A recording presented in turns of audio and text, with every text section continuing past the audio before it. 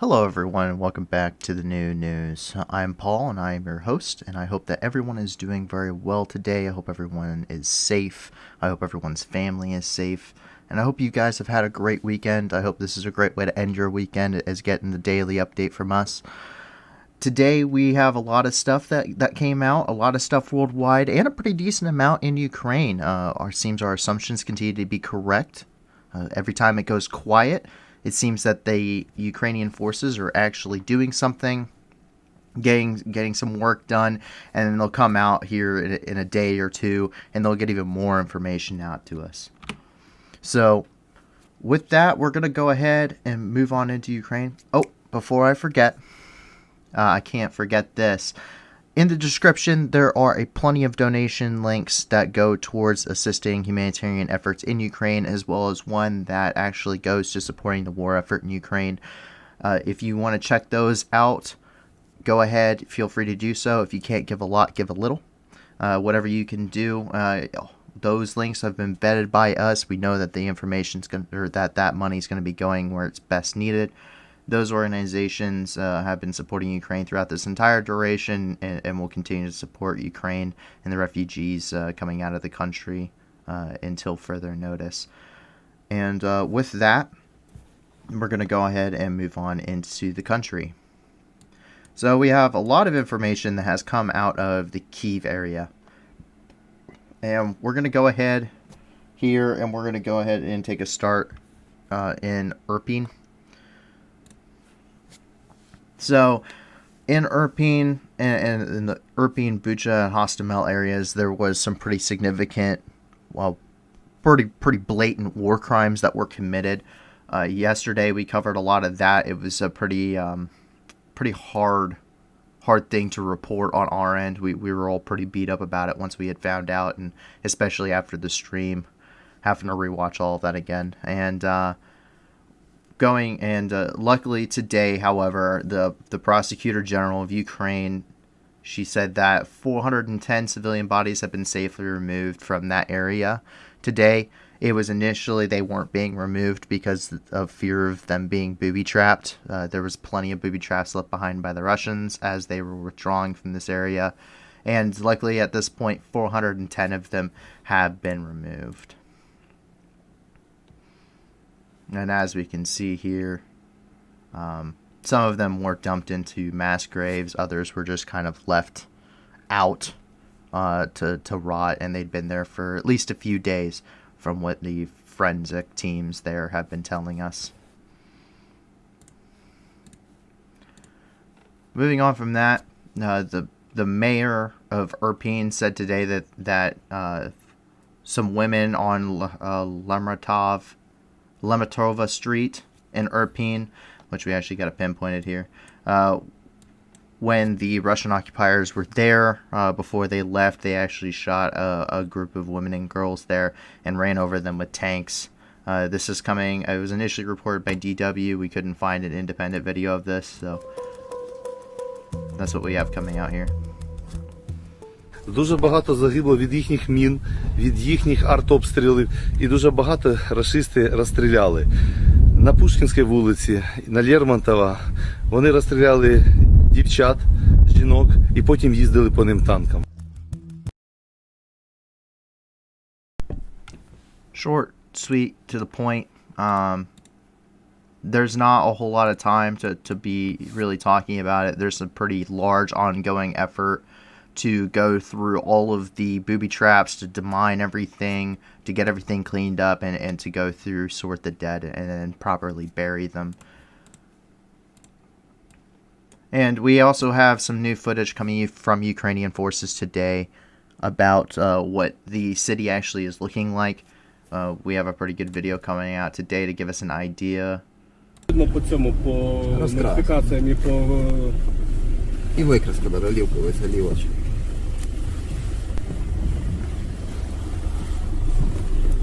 Ну, вони свою біомасу пособирали воду. Да? А воно видно по цьому, по...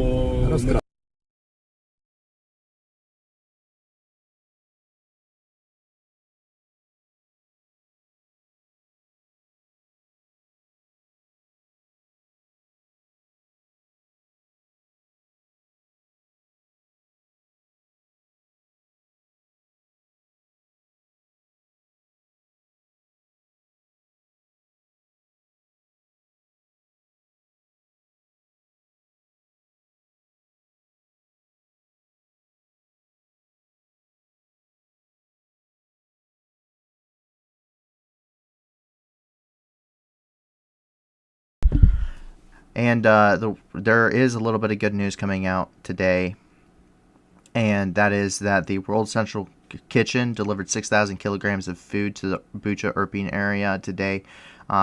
They also, Chef Jose Andres prepared 600 hot meals for the citizens in the area before they were initially driven away by curfew. So let's go ahead and take a look here.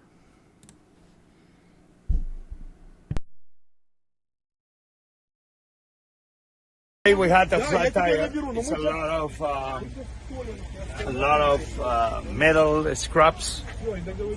So we are leaving this car here in Irpin. Okay, we'll come back tomorrow. But it was a big day today. We did 6,000 kilos of food distributed between Bucha and Irpin, and we did 600 hot meals. A good day. It's curfew during 2-3 days, so it was vital that we got food in as many people as we can, and feels good. Even was a very intense day. No car, but we'll come back for the car. Hey, we need to go. Bye, guys. Wonderful things that the World Central Kitchen has been doing. We're currently looking at the vetting process for getting the World Central Kitchen into those donation links. We've heard a lot of good things about them, and so hopefully we'll be able to put them in there, and that way you guys can go ahead and if you're able to donate to that wonderful organization. Obviously they are out and about doing good things in Ukraine currently.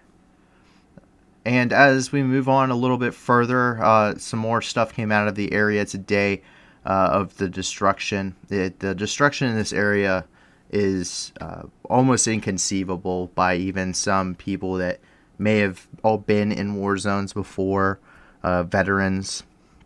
The level of destruction in this country is something that is almost incomprehensible looking at it from any of at least my experiences, and I'm sure some others. So let's go ahead and take a look here.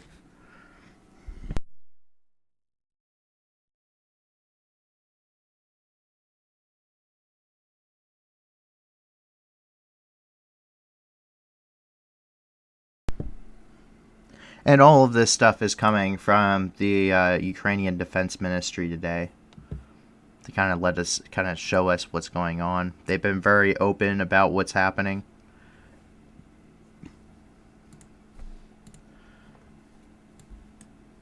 And wrap up here, we have a little bit more good news. Doctors successfully removed a shell fragment from a 13-year-old girl's head. Today, she was initially wounded in the area of Mykolaiv a little bit ago, and she today had that surgery. They successfully removed the shrapnel that she had received, and she has already been awake, and she is already on the road to recovery. So that's wonderful news. There's a lot of good photos coming out today from other news sources of her and her mother. So wonderful to see that. And on the other side of good news, this may be a little bit older. We do know that there was some fighting in this area at this point. However, these new images came out today of destroyed Russian forces near Dmitrivka. So let's go ahead and take a look.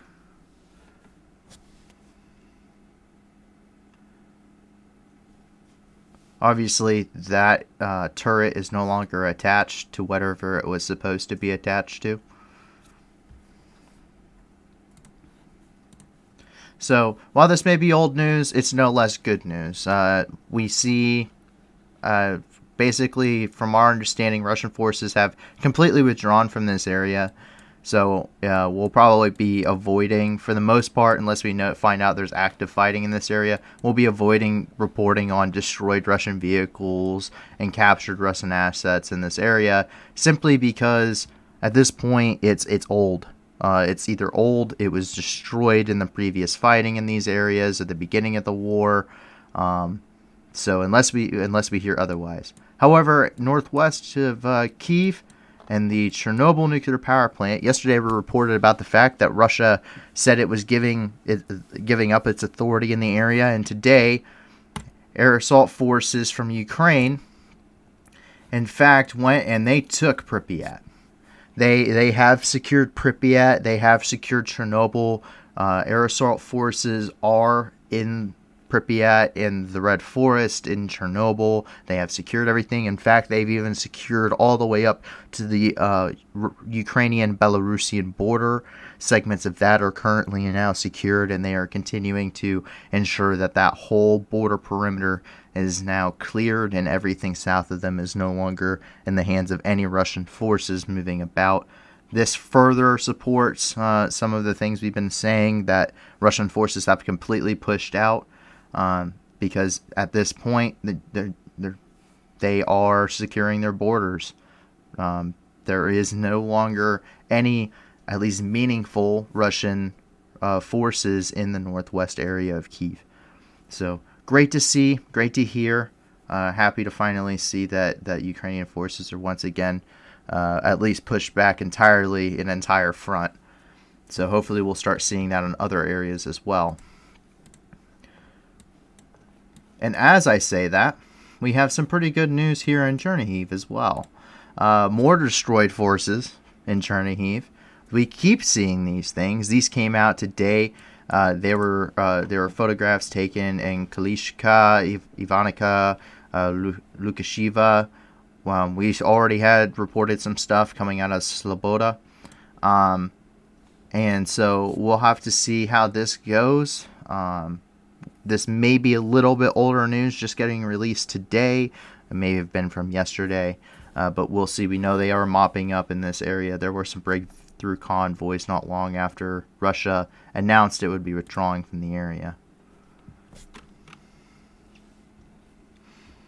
We see a couple of BTR 80As here. Not looking so great. Not looking very usable. T-72 here. It's one of the upgraded variants from what we can tell just by the mud flap up here. Looks like it's probably a B3.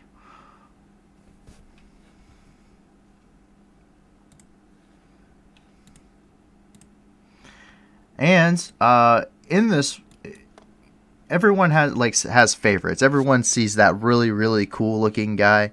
And so I have a new favorite Foreign Legion guy. Originally it was the US, the guy from the US from the south that was talking about. That's a burn Russian tank behind him in a really thick accent. And so this guy is probably my new favorite in the Foreign Legions. He's from Belarus. He was in the Chernihiv Oblast area today, and this man is rocking one heck of a mustache, let me tell you. I wish I could grow facial hair like this man, because I would rock this too if I had the ability, but he sent out a couple of videos today while they were operating. Ну что, мы на Новой Басане. Вот. Работала тут десантура. Этот трофей написано «За братву». Но, как нам стало вчера известно, что у той братвы, у которой жопа горит, остальная братва кидает ее. От братвы, да. Пацанам нормальным с Динамо Минск. Вот от братвы подарок. Вот эта штука. Вот. Поэтому не нужно оттягиваться, русские. Лучше оставайтесь тут подольше. Гарно на 2 метри нижче землі. Да. А мы вас пригреем.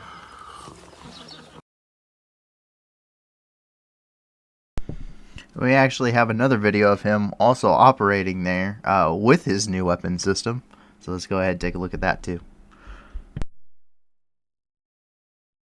Вместе туда? Горят москалі. Да. Горят чьи-то жопки. Живе Білорусь, Живи вечно. умирає Росія.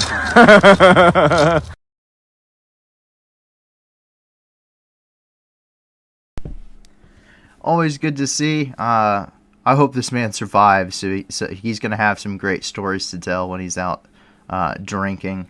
That's for sure. But this guy is probably my new favorite individual in the Foreign Legion, just because of one, he's rocking one heck of a cool weapon system. He's rocking that PKM, and then he's also rocking a pretty sweet mustache. So, love to see it. I'd love to see it's a Belarusian fighting for Ukraine and not against it. And that actually, and this news up here actually brings us to some more news that came out today that we cannot confirm. However, Ilya Ponomarenko, who is an independent reporter with the Kiev Independent, stated today that all Russian forces had withdrawn from the Chernihiv area, and even more so, they later stated that, to at least his knowledge, that all Russian forces had withdrawn from the northeast. A little disclaimer, we have not changed the border lines to reflect any of this. We do not have enough evidence of this coming out of any of these areas, especially up here near Shostka,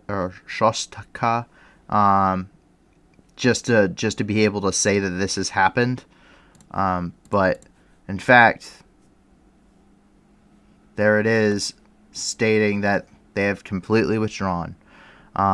Once again, we can't confirm. Once we can confirm that this has happened, with enough evidence saying that this has happened, this will change. I'm sure if this has occurred, it will probably be changed, hopefully tomorrow, to reflect this. However, we also heard of Russian troops yesterday that were moving in through Sumy. So we'll see, but it sounds like that's probably where this is headed. The Russians said they were going to, gave one last push, got kicked right back out, and now they're probably saying, okay, it's time to go home, boys. And they're probably getting shifted over to the Eastern Front at this point. So, great news. Hopefully we'll be able to confirm it later. More good news for Ukraine. Today for Ukraine, the good news just keeps coming. A Russian command vehicle, mobile command vehicle, was destroyed near Troistinets today. We have a photo of it. It's destroyed. I don't think they're ever going to use that one again. Supposedly, a Russian general was killed with this. However, nobody on either side has been able to confirm this, whether it's the Ukrainian Ministry of Defense or whether it's the Russians. Neither have confirmed that a general was lost. And more good news, and something a little bit happy here out of Kharkiv. We were hoping for some good news today after yesterday's rather heartbreaking stuff, and seems that we got it. Really happy moment in amongst all of the chaos in Kharkiv, which has been under constant shelling for what has been the entire duration of the war. A couple said, you know what, let's go ahead and get married. And they did it right there in the rubble, and we got a nice video of it too. So let's take a look.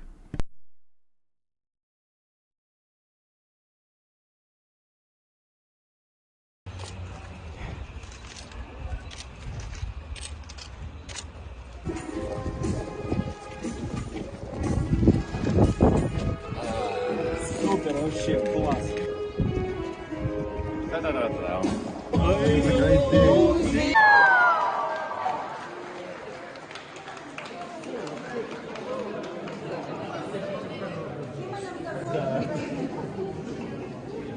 Згідно сімейних ми подружжя, засновники нової сім'ї.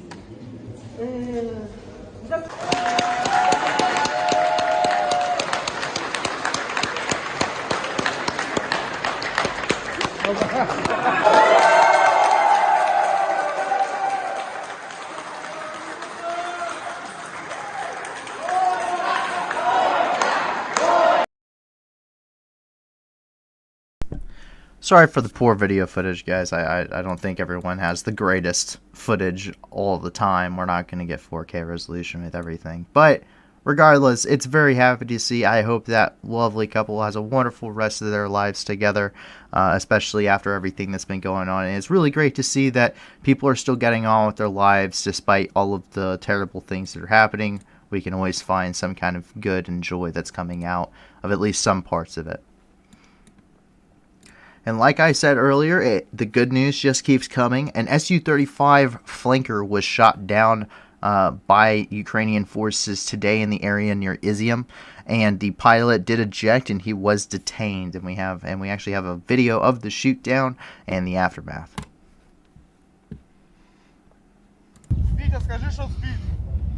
Вот на село что-то падает. Ебать, прям на дом. Ебать. Вот.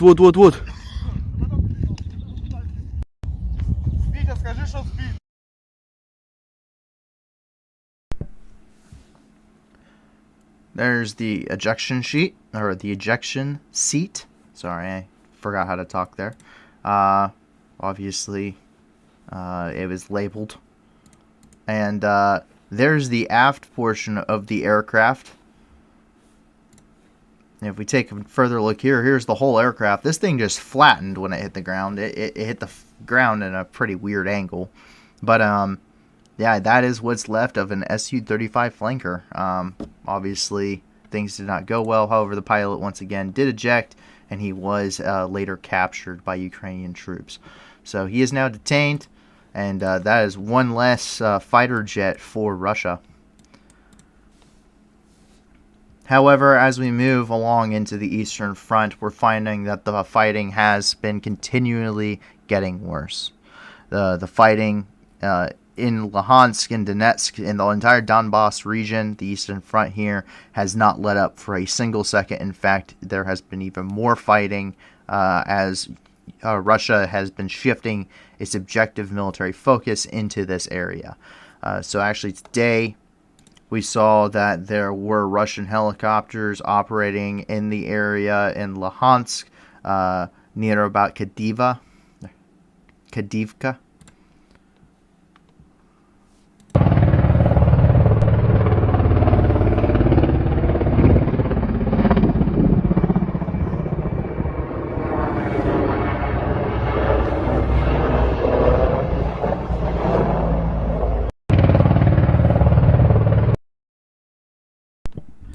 And we also have some LPR and DPR, which is separatist forces, released a video today of them fighting in the area. So we can go ahead and take a look at that as well.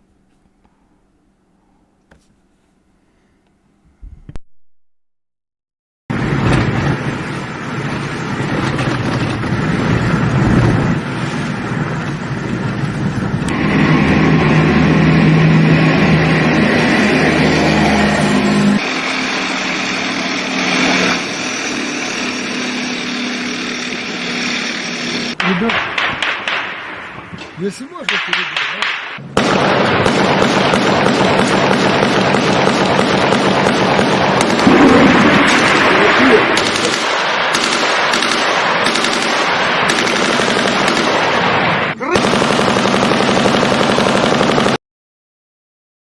I just want to comment on what this guy is doing. I have never seen anyone shoot like this before.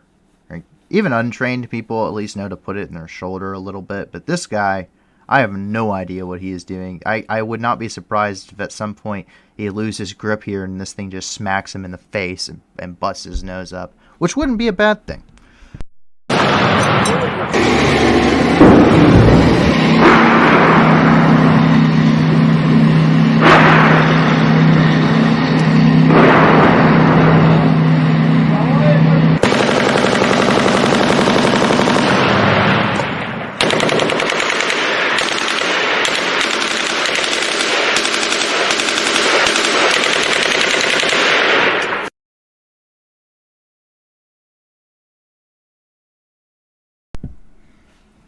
So obviously there is still fighting going on in the Donbass. However, just as we've seen some stuff coming out from the DPR and LPR and the Russians today, we're also seeing some good stuff coming from the Ukrainians as well. They captured a BTR-80A today in the Donetsk region as the fighting continues there.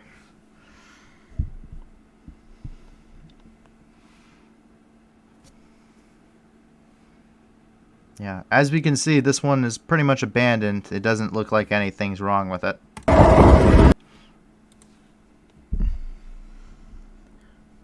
Likewise, We even have we have even more destroyed equipment and such, captured and destroyed equipment here in the Donetsk. Everything from detract tanks to looks like BTRs. Looks like there's actually a couple tanks sitting there. So, good news, great news. Always gotta love to see the Ukrainians keeping their fighting spirit up there and still keeping Russian and separatist forces at bay. So hopefully this front actually starts going the other direction. Now that the Northwest is secure, hopefully they'll start pushing forces over here to combat that shift in focus from Russia. And after a couple of quiet days here in Mariupol, Mariupol had a lot of news coming out of it, a lot of major things that we could air. A lot of it has been the same kind of stuff, destroyed buildings, and just kind of notes getting put out on some of the things coming out on some of these message boards that we're seeing from Mariupol, but not really a lot of evidence of what's going on in the city. Today that has changed. A couple things are actually going on here. So we have actually a Russian tank engaging Ukrainian positions, supposed Ukrainian positions today, from multiple angles. This honestly looks more like a propaganda thing, so they probably were shooting at empty buildings. Wouldn't surprise me at all. The Chechens have been doing that the entire time they've been in the city of Mariupol. I don't think they've probably fought a single Ukrainian the entire time they've been there, at least from what we're seeing. So this may be a similar thing, but nonetheless, here's some footage of Russian tanks engaging something in Mariupol.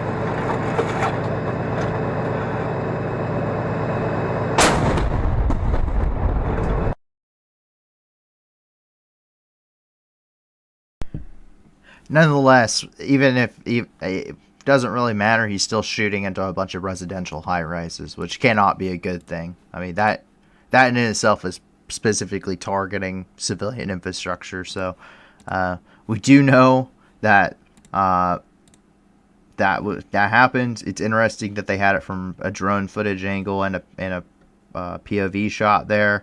So we'll have to see how that. I'm betting that's more or less propaganda because it didn't sound like anything was going on.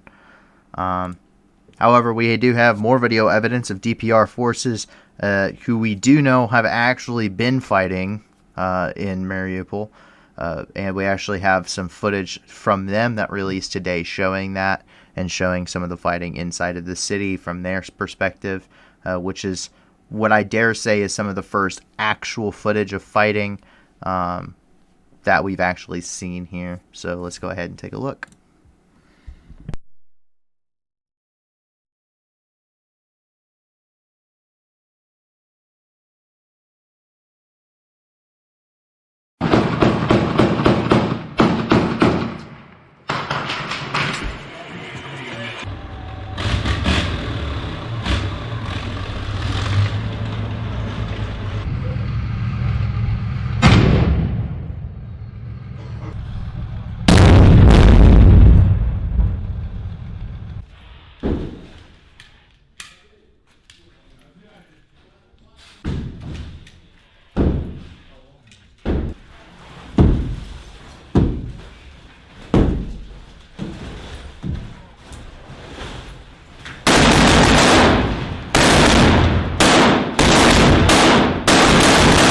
Дальше тогда. Да, дальше. Потягу. Держись, держись. Держись, нормально. Короче, пацаны.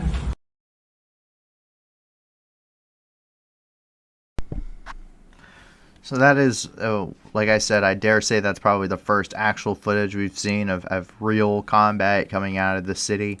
Obviously, one guy was at least wounded. We do know the DPR have actually been engaging inside the city of Mariupol, unlike the Chechens, which just seem to hang out in the already cleared suburbs and clear empty buildings and shoot at nothing. And we also know that for Ukraine, some of these forces have been destroyed. They released the Azov Battalion released yet another video showing that they destroyed even more Russian forces within the city. They still hold Mariupol. There is no signs at all that this city has fallen. We do know Russian forces have pushed a little bit deeper in towards the city center here. However, the city still stands. It still stands in Ukrainian hands, even a month after this war has begun, and the city has been encircled almost since the very opening of the war. They have been besieged, and so it's pretty impressive just how long they have held on, and they continue to hold on. Everyone kept giving their own estimates as to how long the city would last. I'm not going to give one because every single expectation from everyone has already been blown completely out of the water, even the newest ones. Some of them were saying it was going to fall in 48 days, or 48 hours, and that was about Monday. So I'm not even going to give an estimate, because I think they may hold out until the end of the war at this point. So we'll have to see. But anyway, let's take a look.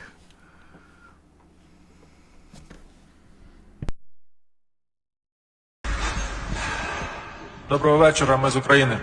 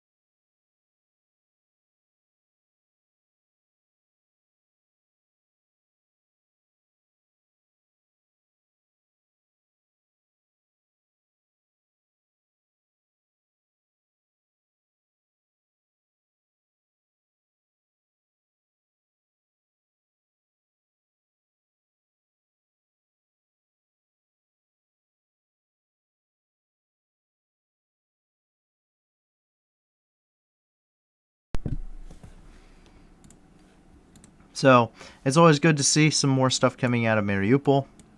Like I said, we haven't had a whole lot coming out of there recently, and so it's nice to see things are still going at least relatively well for the Ukrainians there, and that they're still holding. Out of the Kherson offensive area here, we haven't had any more news. Same thing with north of Mariupol. There was a few days ago we do know that there was a counteroffensive in this area that looked like they were starting to drive towards Mariupol and try and relieve the city and break that siege. Same thing, there was pretty large gains by Ukrainian forces pushing from Mykolaiv down towards Kherson, and actually we saw a lot of stuff that looked like the Russians were pretty much sure they were going to have to retreat and leave Kherson. But we haven't had any more news. I suspect that is because on these two fronts, there is still ongoing fighting. There's probably some major gains, and we'll probably hear about it here within the next day or two and get footage coming out of those areas as to what's actually going on to give us an idea of how far along the Ukrainians have made it. And hopefully by that time, Kherson will have been retaken, or they will be taking Kherson by the time they start releasing some more information. However, an interesting development today coming out of the city of Odessa. Not very long after Ukrainian forces, supposedly, we're pretty sure Ukrainian helicopters went and hit the oil facilities in the Russian city of Belgorod, which the state has not at this point claimed that they did, but I don't know why the Russians would hit their own oil facilities. The oil facilities in Odessa seem to have also been hit, this time by Russian forces, probably in retaliation for their strike in Belgorod. and we actually have a video coming from the city of Odessa where you can actually see the fires in downtown. So let's take a look. Morning.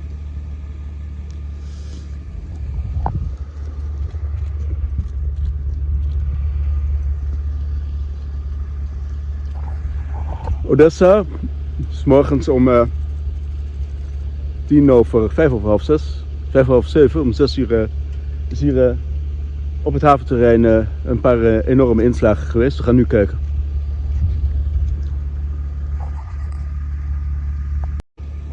Morning.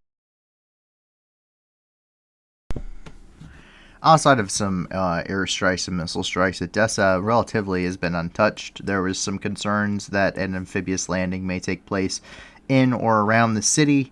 However, that did not occur.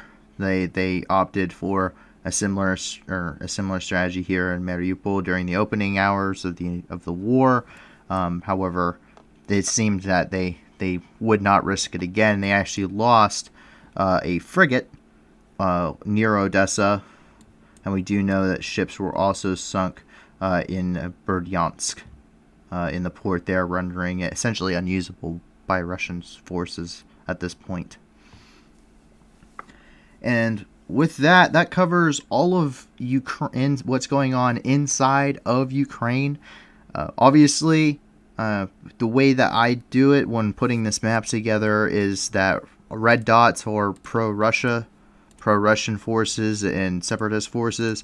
Yellow is pro-Ukrainian stuff that's good for Ukraine. And we have a lot more yellow dots than we have red dots today, which is always a good sign, generally speaking. Early on, there would have been a lot of red dots. Now it's a lot of yellow dots. Ukraine's making a lot of good things happening for them, pushing pretty far. I mean, this entire area is now under their control again, and this was a huge problem for them to begin with. And now that frees up a lot of troops, a lot of material that they can now use and really give that last good push somewhere else and force the Russians out of another front. So glad to see it. Glad to see that humanitarian efforts have actually reached into this area, and glad to see that the mop-up has begun. Moving on to international news now. We have some news coming out of Belarus. There have been several videos over the last couple days, and we got some more today, of Russian troops inside of Belarus within the city and around the city of Gomel, whether they're coming out of Ukraine or equipment being brought in from Russia to continue the invasion. We see a lot more of that happening today. We have a couple videos here for you of both the trains coming in and of Russian forces coming out of Ukraine as they withdraw.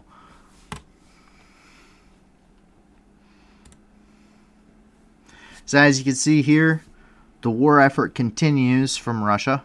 Trainloads upon trainloads of equipment have been brought in to this area. They still continue to be brought in via train. Russia is one of the few countries in the world that actually has an entire detachment dedicated to trains. They maintain railroads, they build railroads, they do everything regarding railroads. They have their own engines. They have armored train cars, something that you would remember from if you've read anything about World War I or World War II, and only a little bit in World War II. Because for the rest of the world, we moved on past this. Russia did not. And other relatively good news for Ukraine, there was an I forgot one. Going on, I've missed the video here regarding the troops leaving Ukraine.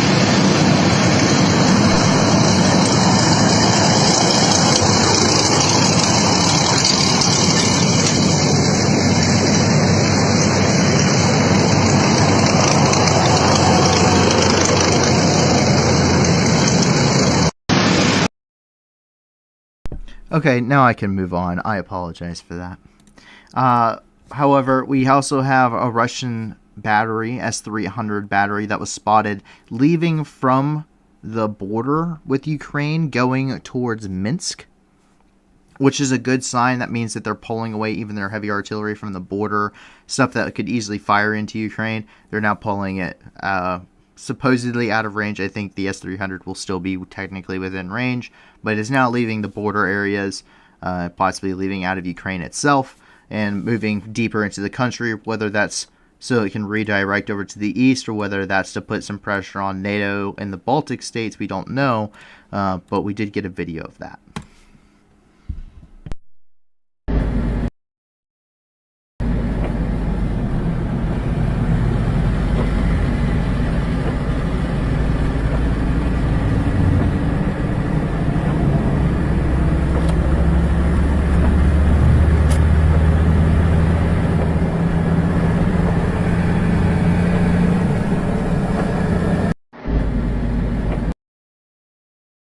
And I do believe I did mislabel that. It is not an S300 battery, but it is an MLRS battery. So, nonetheless, good news. So, I apologize. I will actually rename it here.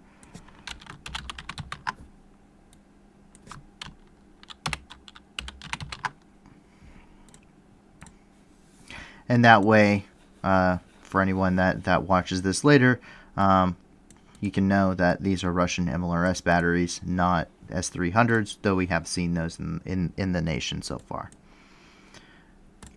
In Russia, some pretty interesting news came out today. There's been very little news that has been coming out of Russia.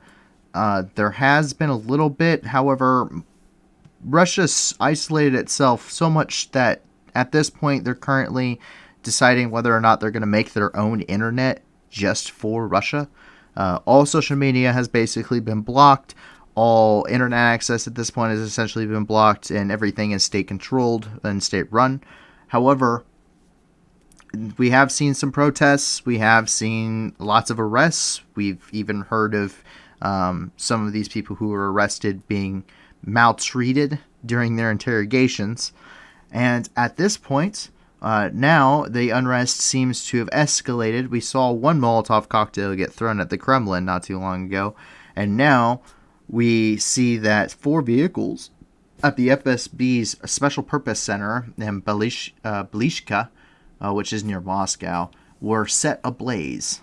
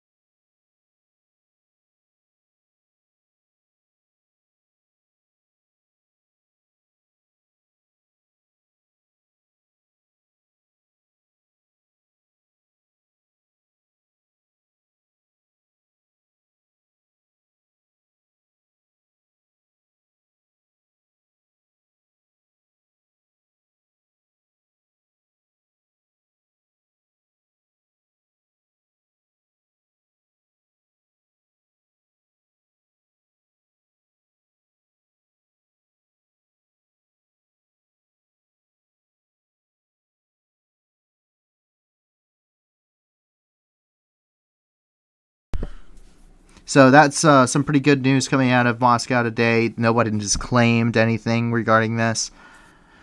However, it's kind of nice to see that some protests are actually going on in the country. If not against the war effort, then at least against what's going on economically. Some unprecedented economic sanctions have been pushed by the entire world at this point. Even China, even though they didn't necessarily do anything with their sanctions, they did impose some to say that they did. So Russia at this point is completely isolated, and the people there are growing more and more unhappy. However, we do know that there were some pro-Russia rallies in parts of the globe. The first one that we heard about was actually here in Berlin, and this one we have a couple different videos of. They were rallying for pro-Russia after the country's recent anti-Russian sentiments, considering that Germany did a 180 on their foreign policy stature and their security stature, and now they have just dumped a ton of euros into their military budget for a one-time deal, and then they're going to raise that to a 2% gross domestic product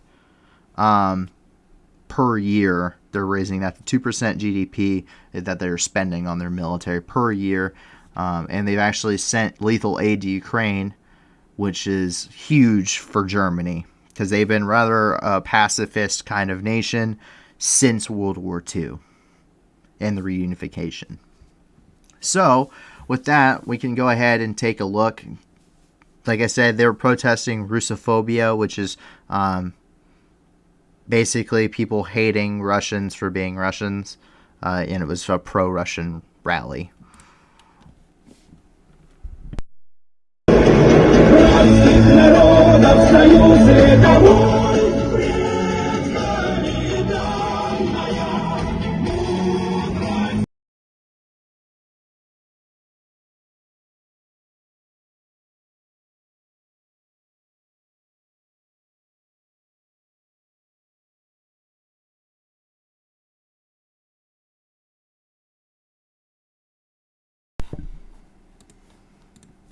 Thousands of people turned up to this thing, which is beyond my comprehension, considering some of the things we've seen coming out of Ukraine and what the Russians have been doing, especially in the last about 48 hours.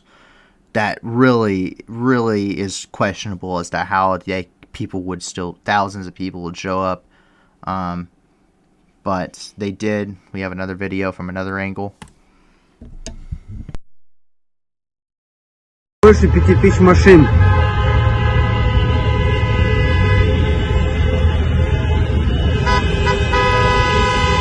С этой и с другой стороны люди едут.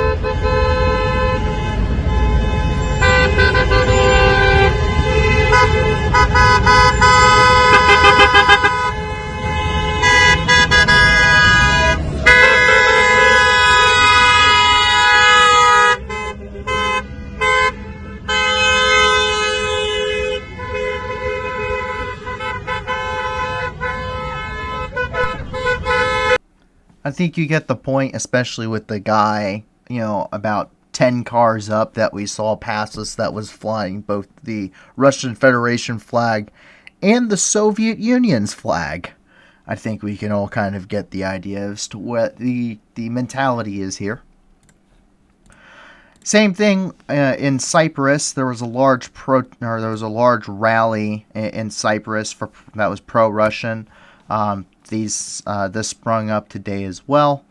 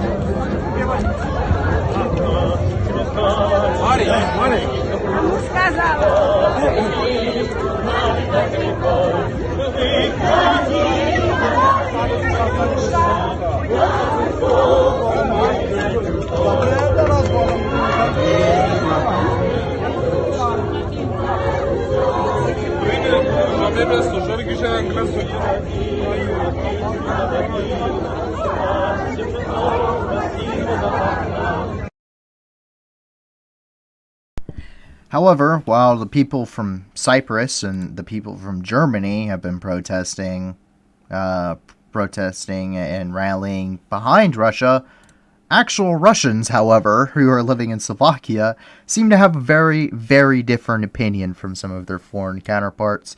To the fact that they have even made their own flag. The people from Russia that have been living in Western countries have seen some of the things that have been going on, no longer support their government at this point.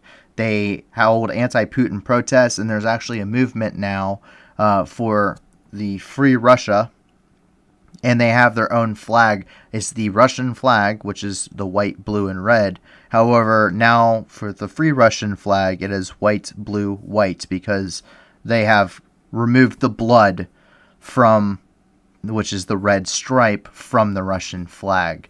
So if you ever see that running around, all that is it's a Russian flag that does not back the Putin regime. And so we can take a look here.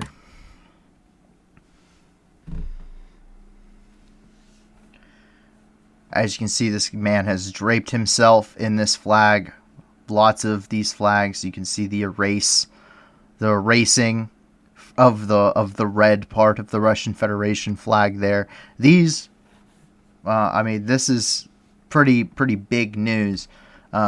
We've seen people from foreign countries who support Russia, and now we see Russians who no longer do in a foreign country. We know that roughly 30,000 Russians, before they were no longer allowed to leave, did cross the border into Finland after the outbreak of the war, because they saw everything going on, did not back Putin, and left. They jumped ship. And it doesn't seem like anyone, at least that we have heard of, any Russian citizens in other countries have not chosen to go back to Russia as a result.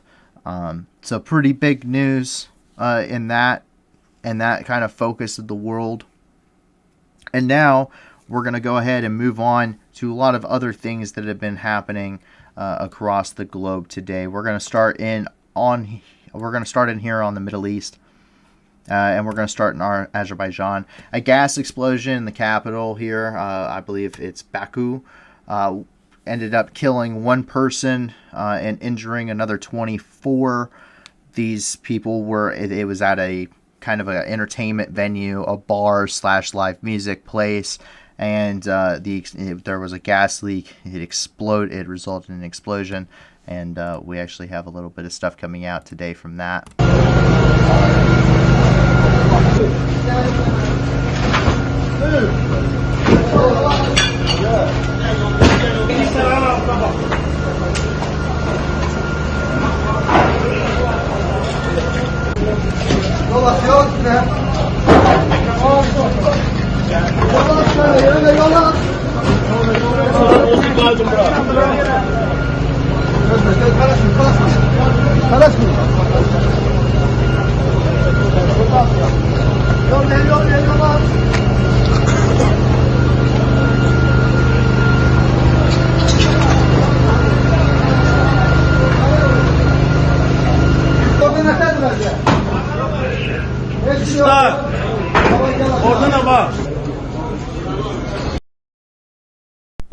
I think everyone kind of gets the idea. They were just kind of going through the rubble looking for survivors or anyone that had been killed.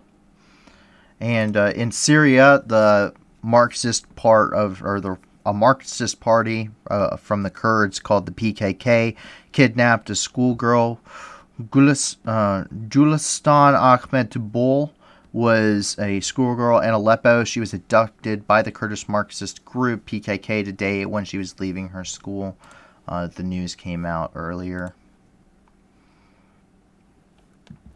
What has happened to her, we don't know. PKK also shut down imports of food and water yesterday to the refugee camp in Al-Hab, Syria, which is up here in the north, a little bit north of Deir ez-Zor. And they also conducted raids recently that ended up with the deaths of at least 4 people. We know others were wounded and others were killed. However, that information hasn't been very forthcoming. The PKK kind of has that under wraps, as northern Syria is under relatively under Kurdish and Syrian Democratic Force control, minus about a 6-kilometer strip here, which Turkey cut into the region following their invasion in 2019 and 2020. In Iraq, an unknown group fired 7 rockets towards Kurdish forces in the area near Mosul. This was out Bashika, Iraq. They fired what looked to be Katyushas 123 millimeter Katyusha rockets, about 7 of them towards those Kurdish forces. Nobody has taken responsibility for the attack, though it's likely going to be groups such as Kataib Hezbollah, which is an Iranian-backed militia within the area. There's several of them. Kataib Hezbollah is the largest and actually has semi-government backing through because they were assisting the Iraqi government with clearing out the Islamic State. However, they are Iranian-backed. They're also the same forces that attacked the U.S. Embassy in 2020 on New Year's, and they're also the same forces that have been responsible for the deaths of multiple U.S. contractors, coalition contractors, and U.S. personnel in the region since the fight against ISIS began, and also during the later parts of the Iraq War. So let's take a look.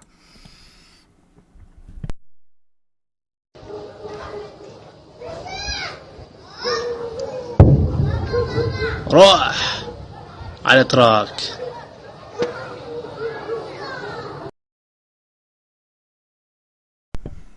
Short video, but nonetheless, that's something that happened there in Iraq today.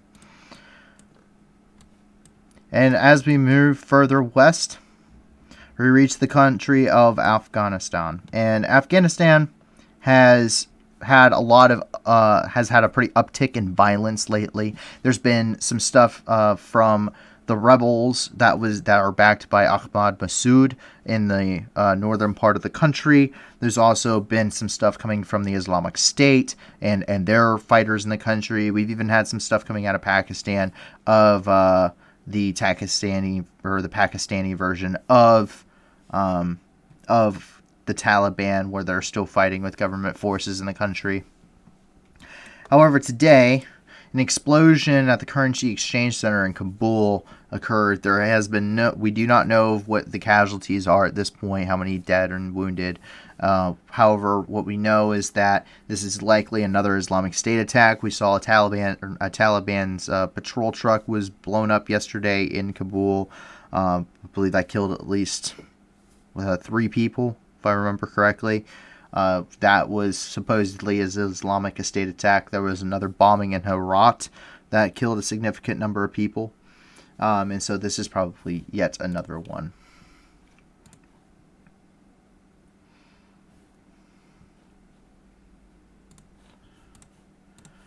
And that's not the only thing. The Taliban have made some policy decisions today, which is interesting. The Taliban actually banned the sale and the cultivation or growing of opium poppy in the country. This is kind of a shock to the international community because opium poppy was something that the Taliban used widely. They sold it on the black market in order to support their war effort against coalition forces for about 20 years. And now they're banning it in the country entirely. We actually have that decree coming out from the Taliban today.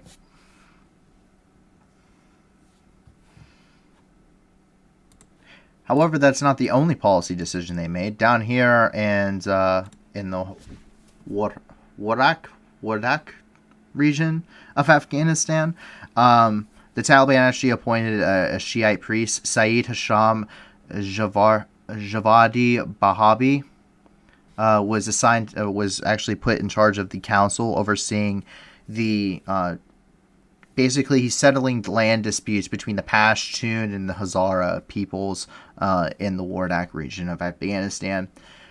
For those that don't know, Afghanistan is populated by a large number of different ethnic groups, one of the largest being the Pashtun, another large one being the Hazara. You also have Arabs in the area. You have, I believe, a small Kurdish population as well, as the Kurds are kind of spread out through this entire country. However, this is just a picture of Saeed here. And he was appointed by the Taliban government to oversee everything. In Islamabad, that vote of no confidence that we've been talking about for the last couple days actually occurred today. And as a result, the Prime Minister, Imran Khan, actually advised the Pakistani president to dissolve the entire parliament as they voted for no confidence. And he was citing the same kind of rhetoric he's been pushing since this whole push to remove him from power has started, and that was that the American government specifically and other Western countries were interfering in domestic affairs. We saw large anti-American protests yesterday because of his rallies and because of his rhetoric, and it seems that he has the word of the president as well behind that. New elections will be held in Pakistan in roughly 3 months. We'll see if that occurs. Pakistan is one of those countries where it has a large military control over most of the nation. And so we see a picture here of the man himself smiling in all of his gleefulness. However, that is Imran Khan, the same man who's been holding, who was supposed to be voted out for no confidence before the government was dissolved. And we actually have a Pakistani news station airing his speech afterwards as a result. Realise नहीं किया कि जब जिस वक्त पाकिस्तान की national security council ने वाज़े तौर पे कह दिया कि पाकिस्तान की ये जो नो कॉन्फिडेंस मोशन थी, इसमें से बैरून मुल्क की इंटरफेरेंस थी। नेशनल सिक्योरिटी काउंसिल जिसमें सारे सिक्योरिटी चीफ्स बैठे हुए थे, सब बैठे हुए थे, उनके सामने पूरा वो जो कम्युनिके था पाकिस्तान के एम्बेसडर अमेरिका में और उनका जो डोनाल्ड लू जो भी उनका रिप्रेजेंटेटिव था, उसके सारे ये ऑफिशियल मीटिंग थी। इस ऑफिशियल मीटिंग के नोट टेकर्स बैठे हुए थे दोनों तरफ, और वो मिनट्स वो जो conversation. I think you get the gist. So that's what's going on in Pakistan right now. A new parliament will be voted in about 3 months. Some interesting news coming out of Kazakhstan today. A plan to assassinate the president of Kazakhstan was actually foiled by government forces. Police raided a man up there, the suspected gunman, who said that, they said that they were planning to attack and kill the president. We actually have video evidence. They released a video. It is slightly edited, or heavily edited, but the government released this video today showing that raid and the capture of the assailant.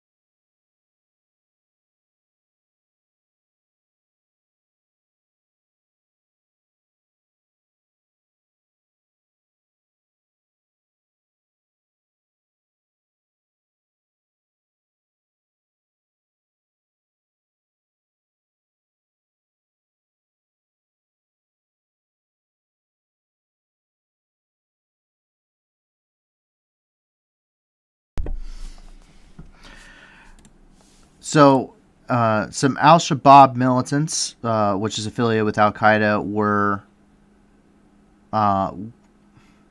were killed by government forces in Somalia, and once again, these are the photos regarding that.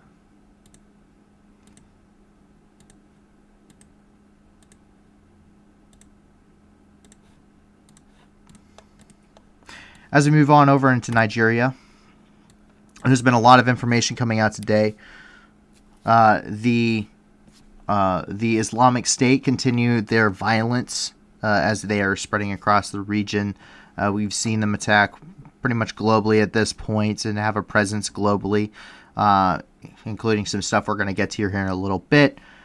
The Islamic State, we knew yesterday, had a suicide bomber that attacked within the region of Borno in Nigeria. Today they had even more. There were at least 2 suicide bombers that occurred, some car bombs. They also had some skirmishes with government forces in the area. However, as we know, there's been a lot of activity coming out of Nigeria regarding the Islamic State today, and so we're going to take a look at that.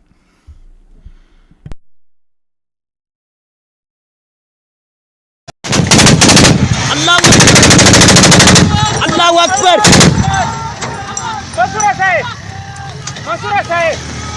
Allahu Akbar! Allahu Akbar!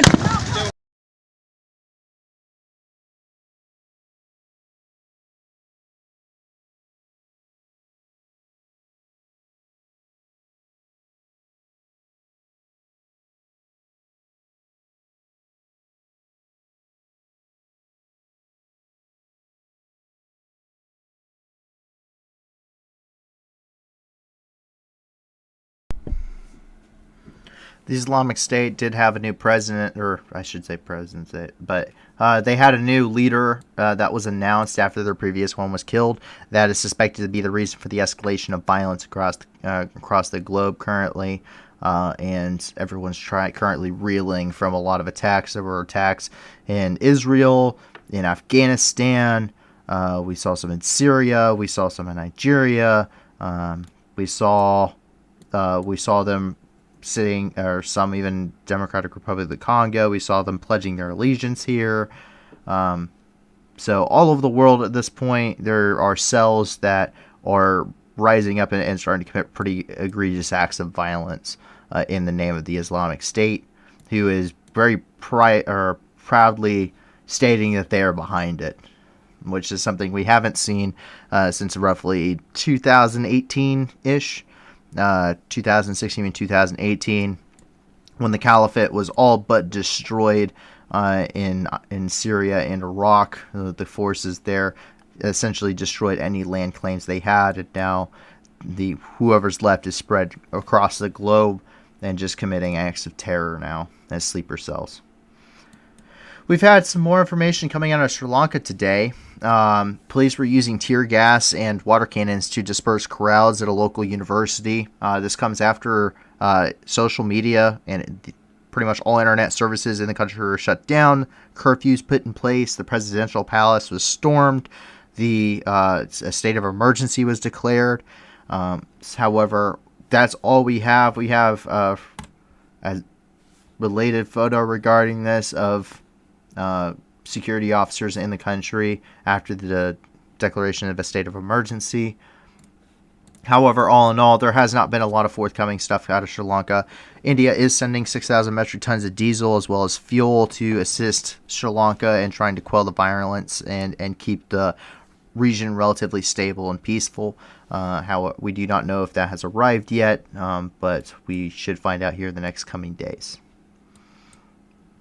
And moving on into the Philippines, the Islamic State in the Philippines not only swore their allegiance today, but there's also some videos showing that they are really not worried about what's going to happen to them.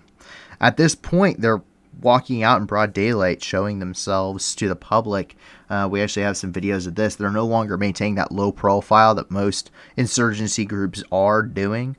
There have been some insurgency groups within the Philippines that have been actively combating Philippine government forces. However, the Islamic State now is making it known that they are there, and they're in enough numbers and with enough power that they are not afraid to be seen.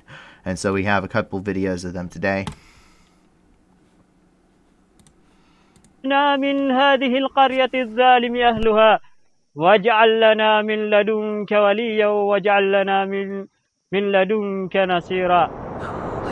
علم يا إخوة لنجتمع بيعتنا لولي أمرنا الشيخ أبو حسن الهاشمي القرشي. نمضي على درب الجهاد نبايع أمير المؤمنين خليفة المسلمين الشيخ المجاهد.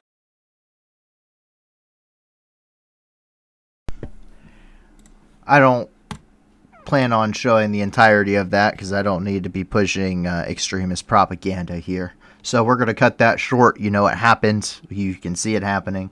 Likewise, the insurgents at this point feel so empowered they no longer maintain kind of a low profile. Someone was even seen walking around in broad daylight today.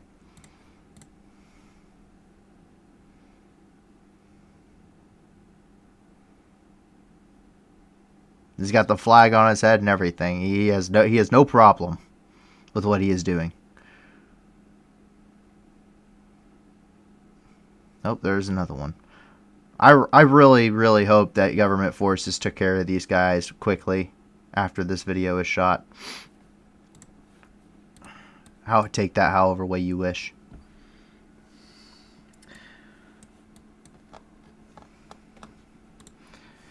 And some gang violence occurred in an Ecuadorian prison today, leaving 12 inmates dead and 10 injured.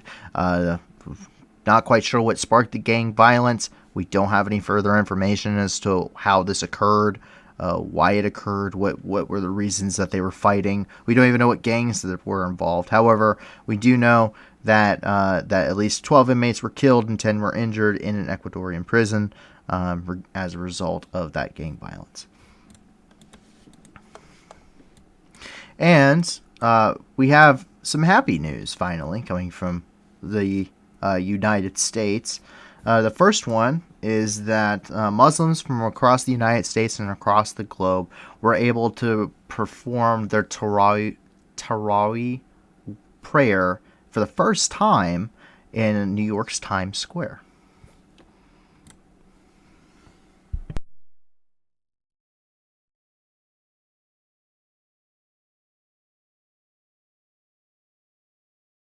الله الرحمن الرحيم الحمد لله رب العالمين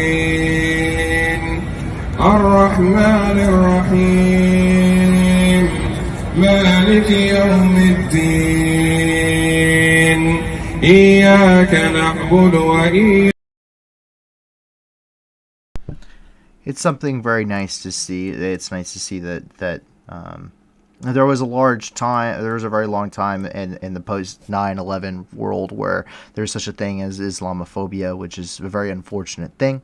It's good to see that has calmed down, and that people of the Islamic faith are able to actually come out and be themselves. They're not, they don't have as much of a reason to be afraid as they were immediately following the attacks on 9/11 and the rise of ISIS. And a lot of the pretty terrible, extreme end of the spectrum things that we saw coming out of the Middle Eastern countries. It's nice to see that we're able to still be, at least here in the United States, a country that can enjoy all faiths. So it's happy to see that they're able to practice that right there in Times Square. And so we're going to go ahead and move on. And the last bit of news that we have for you tonight is something that actually happened a few years ago. Is in 2017 that the initial discovery occurred. However, today the findings of that discovery have been released, and that is that a scientific journal released the report documenting the finding of cryovolcanoes on the surface of Pluto. And what makes these cryovolcanoes different from any other cryovolcanoes found, for instance, a cryovolcano is one that spits out ice instead of out magma or lava once it reaches the surface, is the fact that the consistency of this ice coming out on Pluto is very different from others, such as the ones found on some of Saturn's moons. These ones are kind of spitting out this ice in the same consistency as toothpaste. And so we actually have one of the reports from the scientific journals here that covers these findings.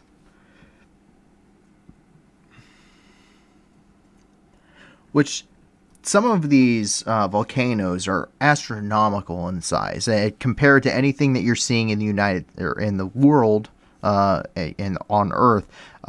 These volcanoes are absolutely massive. And what it's also showing is the fact that Pluto actually has a little bit more activity going on inside of its crust, inside of the planet, its dwarf planet itself, than what was initially thought.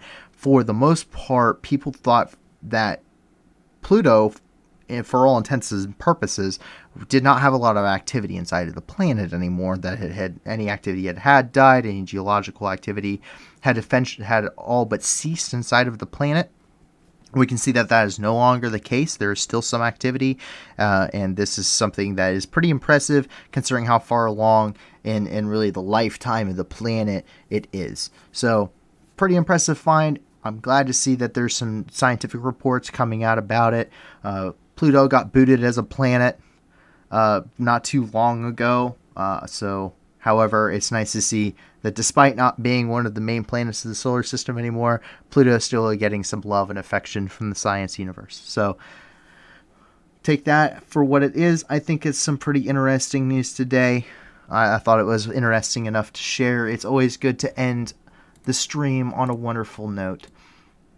And with that, we have covered all of the news information in the world for today, at least from our sources. So we understand that plenty of stuff comes out worldwide. We're never going to be able to report it all, but we at least want to report the highlights that we get from our independent sources. And with that, we're going to go ahead and wrap up here. And the first thing I want to say is thank you for joining us. Without the viewers and without everyone that watches this and enjoys the stuff that's coming out, I do know I am not perfect. I am relatively new at the whole stream thing. So there are certainly times, at least today, where I forgot to turn my mic back on and I started talking without it.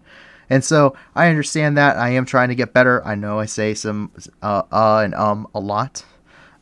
This partially out of nervousness. This also partially out of the fact that part of this is improv. So I do appreciate you for understanding and being with me. I hope that this is continually improving, even though tonight seemed to have a few setbacks. We are the New News. To give you a little bit about ourselves, we are a group of individuals who decided that we wanted to report on the news in an independent and as unbiased of a way as we possibly can. We do know that biases will always exist. Everyone has a bias, so we aren't perfect, but we try to be as much impartial as we can and as unbiased as we can when we're reporting. On top of that, we also want to be a global force for good, and that's why for at least twice every single stream I talk about this. In the description below, you're going to find a bunch of links regarding humanitarian and even fundraisers for the war effort going on in Ukraine. Once this channel is large enough to be monetized, every single stream is going to be a fundraiser, regardless of how long, short it is. We're going to hold a fundraiser on every single stream. We're not going to be trying to monetize this for revenue for ourselves. We're going to try to be a continual force for good. And so that means that right now Ukraine is the focus, but if malaria pops up in Thailand and Burma and Vietnam, and there's an outbreak there, we're going to have some donation links attached to that. We're going to hold a fundraiser for that. We're going to raise some money for some of the humanitarian efforts. If it's another earthquake in Haiti, we're going to be able to raise funds for humanitarian efforts there. And that's going to go for anything in the world. Whatever the main topic focus of that day is, we're going to try and have fundraiser and donation links regarding it in the description and on the stream once it's large enough to be monetized. We ask everyone, if you're able to give something to those, we vet those to make sure the money goes where it needs to go. And if you can't give a lot, give a little. Everything helps, and it's going to help people in the world. There's enough bad things going on that we cover throughout the day. I think it's all something we should be able to do to put a little bit of good back into it. I want to give a big shout out to the team that's behind this. I am simply the voice behind all of this, whether that's for good or bad. However, there's a pretty decent sized team that backs us. A great group of moderators, a great group of researchers and translators. a wonderful group of people to work with, very intelligent, very understanding, and very caring people. So I want to thank all of them personally for all of the work that they do to make this thing happen. I want you to show your support for the mods as well. They're great people. The staff is just wonderful to work with here. And finally, I hope that you have a great, had a wonderful weekend. I hope that this is a nice way to end your weekend, that you end it with us before you head to bed, if you're in the United States at this point, or if you're starting your day somewhere else in the world. I hope it goes well, that your tomorrow, Monday, goes well. It doesn't drag on too long. I know how Mondays can be. And that you'll be back again to join us tomorrow. If you do enjoy the stream, feel free to like it. It helps us reach more people so we can continue to do more good things for the world and spread that news to even more and more people. Likewise, if you want to see more, always you can subscribe to us. We have all of our stuff on our channel. Every single stream goes on there, and you can rewatch everything, and you can see when we're live. And if you want to be part of the community, we have a Discord. The link is in the description as well. Go ahead, join it. We have discussions open for every major area of the world. There's even a meme channel in there, so you can, if you need a good laugh for a pick-me-up for the day, you can find that there. But with that, my name is Paul at the New News, and it's been a pleasure hosting tonight, and I will talk to you guys all tomorrow. Have a wonderful night, and I hope your family has a wonderful night, and I will see you tomorrow, same time, 10 p.m. Eastern Time, 9 p.m. Central. All right, bye.